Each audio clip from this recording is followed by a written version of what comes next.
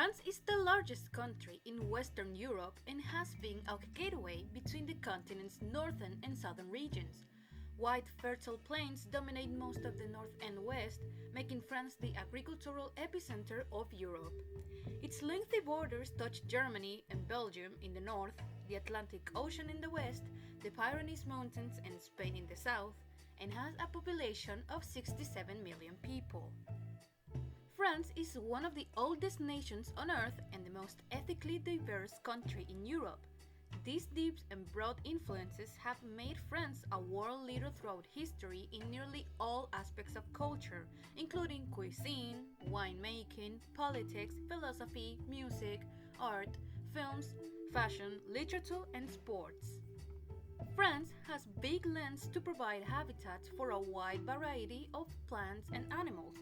More than 25% of its territory is covered with forest, and another 50% is countryside or farmland. Lowland forests are homes to deer and wild boar, while the woodlands of the Alps and Pyrenees provide refuge for rare antelope, ibex, brown bear, and alpine hares, among many other species.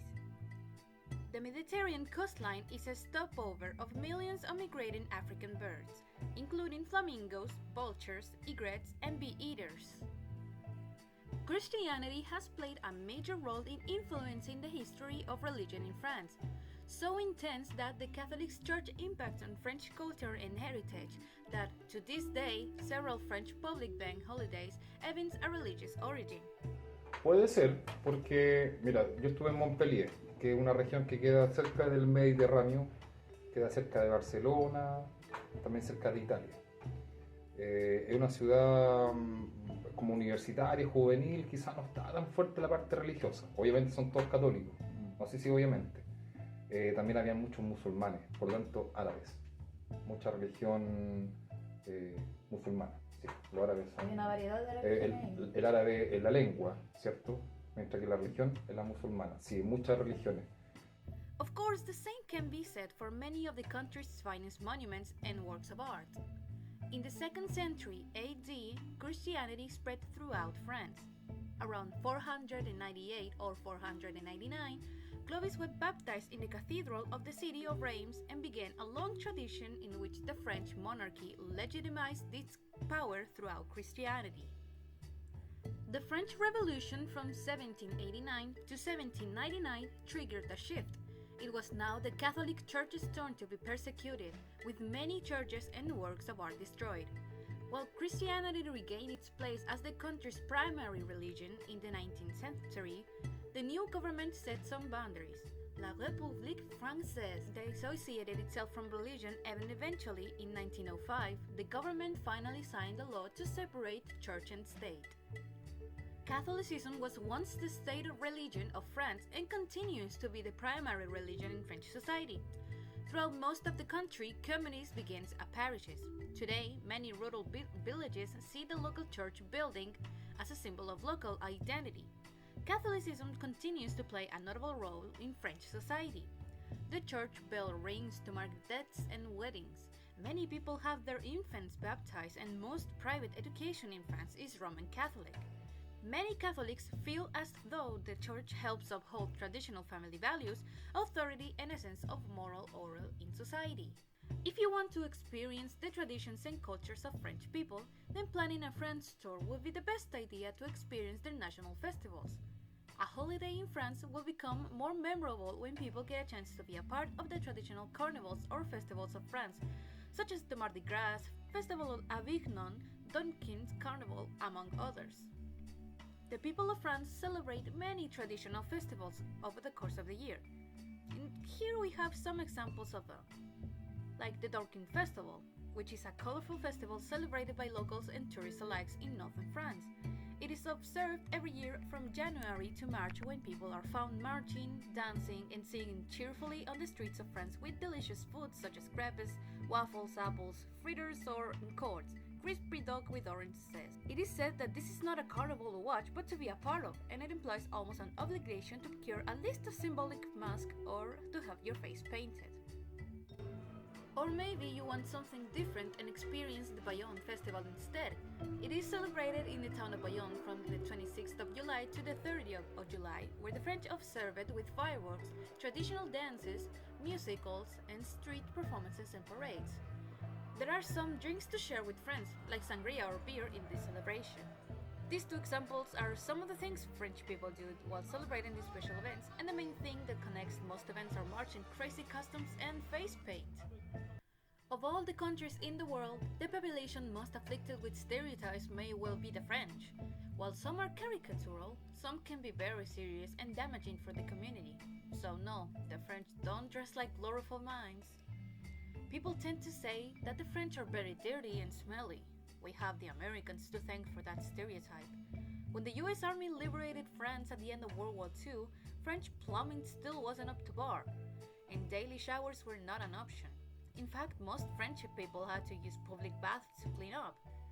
Since then, though, French bathrooms have caught up to modern standards, and so have the national hygiene habits. In fact, the French are a lot cleaner than their British counterparts. From a 2015 survey, we found out that 57% of them shower daily, while only 20% of the Brits do. Some people think the French are cowards. This French stereotype is quite painful, and it's due to the fact that it only took 46 days for the French army to surrender to the Nazis during World War II. The fact is, France didn't wave the white flag because they weren't keen to fight, but simply unprepared and vastly outnumbered. Some prejudices against the French is that they are very racist and xenophobic people, especially to those who come from a minority such as Muslims, Jews, Arabs, and Asians. The year 2023 was marked by a strong progression in the rejection of others, whether it's opinions or in acts, the CNCDH report said. The Israel-Palestinian conflicts regularly triggers anti-Semitic acts, which speaks in relation to the operations carried out by the Israeli army in Palestinian territories, but this level is unprecedented. The immigration law that was proposed by the government in February 2023 and contained echoes of the Arendt's idea, the national preference, and the debate surrounding it amplified this xenophobic trend, it said. The reports of anti-Semitic and anti-Muslim acts have increased by 284%, while other types of racism have increased by 21% this past year. Online users from Asia also comment that yes, there is racism in France about Asians, but it is not aggressive. It is more subtle.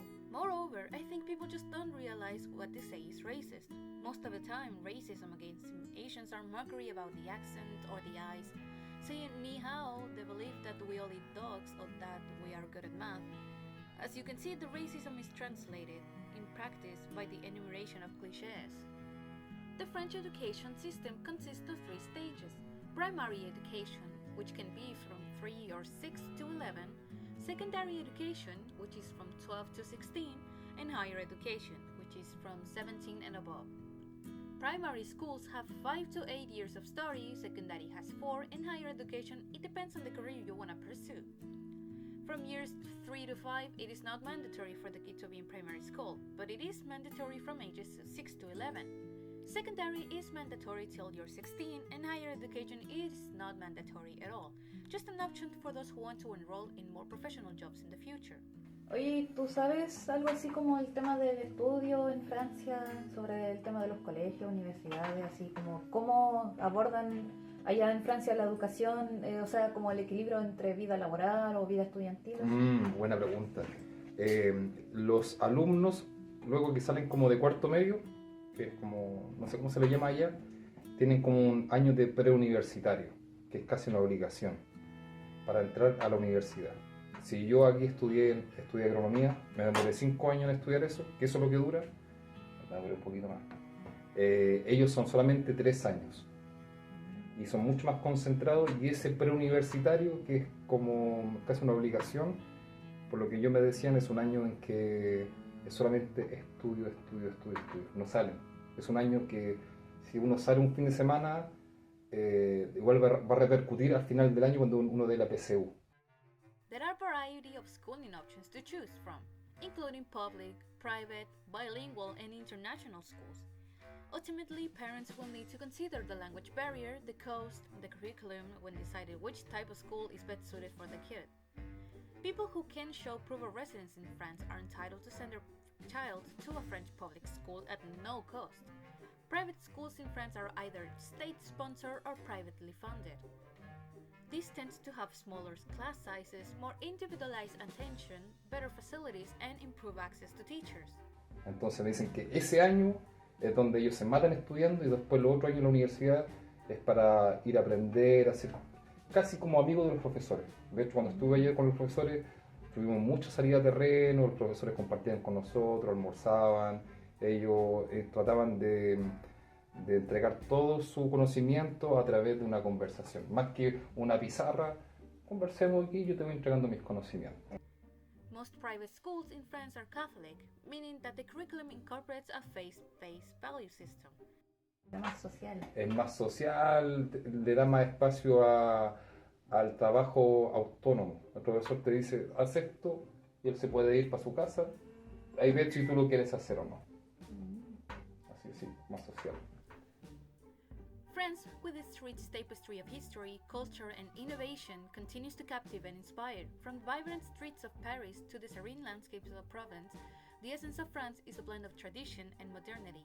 As we conclude our journey through this remarkable country, we hope this documentary has deepened your appreciation for its diverse heritage.